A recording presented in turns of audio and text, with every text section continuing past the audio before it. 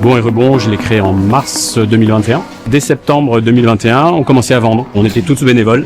Et en septembre 2022, on a embauché Christelle, notre responsable de production. Moi, ce qui est important pour moi, c'est le contact avec les autres pour essayer de valoriser la personne dans son travail.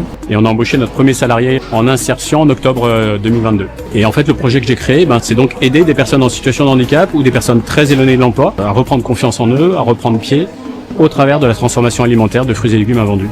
Et maintenant, on est 10 salariés en insertion, 3 en encadrement. Il y a déjà 25 salariés qui sont passés dans la structure. Et je les embauche en CDDI, en contrat à durée déterminée d'insertion, que je peux renouveler un certain nombre de fois à concurrence de 2 ans. Et dans les 2 ans, je dois travailler avec ces personnes-là, les freins qu'elles peuvent avoir à l'emploi, et travailler sur leur projet professionnel. Ça va passer par des ateliers avec des prestataires. Ça va être un travail vraiment personnalisé avec les assistantes sociales également. On fait avec eux et pas pour eux, en leur expliquant comment retrouver cette autonomie et reprendre confiance en eux. C'est bien d'apprendre et d'avancer pour contrôler les points critiques. Et on a aussi organisé ce qu'on appelle une réunion de concertation pour qu'ils puissent s'exprimer sur leur vie en équipe, sur leurs projets, sur leurs difficultés, sur leurs réussites, etc.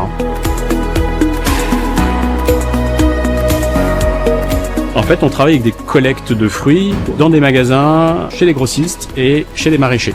Nous, tout est fait à la main. Donc, on démarre avec des petites quantités. Ça a permis à des petits maraîchers de commencer à transformer leurs produits. Donc, on est passé de 1 maraîcher à plus de 30 en 3 ans. On fait soit nos recettes, soit les recettes du maraîcher. Et nos étiquettes, on les dessine chez nous. Ça, c'est un peu la marque de fabrique de Bon et Rebond. On fait toujours soit des jeux de mots sur les noms des confitures, soit des petits mots sympathiques, évocateurs, etc. Petit à petit, on est passé de 5000 bocaux la première année. Là, on est plutôt à 50-60 000 bocaux à l'année. Il y a aussi donc les sauces tomates, les ketchup. On a aussi des pickles. Ce qui est vraiment très très agréable, c'est de voir de plus en plus de gens qui reviennent en disant je veux ça, et ils repartent avec. Et c'est aussi pourquoi j'aime bien venir avec des équipiers pour qu'ils se rendent compte de l'impact qu'ont le produit sur le client. Parce qu'on n'existe que par notre chiffre d'affaires quand même. On démarre la semaine sans savoir ce qu'on va avoir à produire, ni combien de personnes on a pour produire. Donc Christelle, elle gère la production. Moi, je lui amène toute la partie commande, toute la partie collecte en fonction de ce qu'elle sait sur les salariés, sur la présence de chacun. On planifie la semaine. Et après, moi, je missionne les personnes pour qu'elles le fassent. On a sans cesse des personnes, entre guillemets, qui sont toutes neuves. En fait, on est en permanence en train de réapprendre, de former. Et il faut gérer ça en plus de la complexité des arrivages et des présences. C'est vrai qu'il n'y a pas de journée type comme les fruits et légumes. Du jour au lendemain, ça peut changer. Parfois, on a prévu un programme, un planning. Il peut être un peu tendu parce qu'il manque du monde. Et on est vraiment bien soutenu par les bénévoles. C'est important qu'on les ait. C'est un vrai travail d'équipe.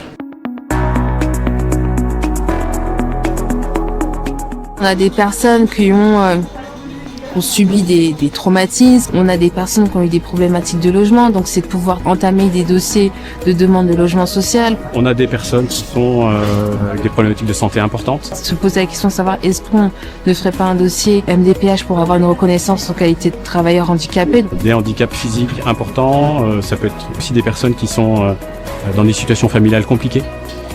Ou des addictions compliquées, enfin voilà, donc on avance avec eux. Tout ce temps à Bon et Rebond leur permet justement de se poser des questions et de savoir vers quoi aller et d'expérimenter également.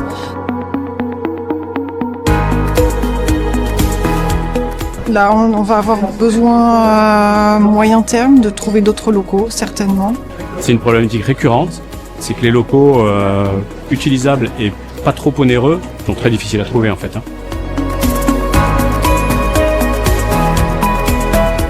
Je pense que ce projet a vraiment du sens. Il y a vraiment une réelle utilité sociale et économique. On travaille en même temps et on cherche notre bonheur, voilà.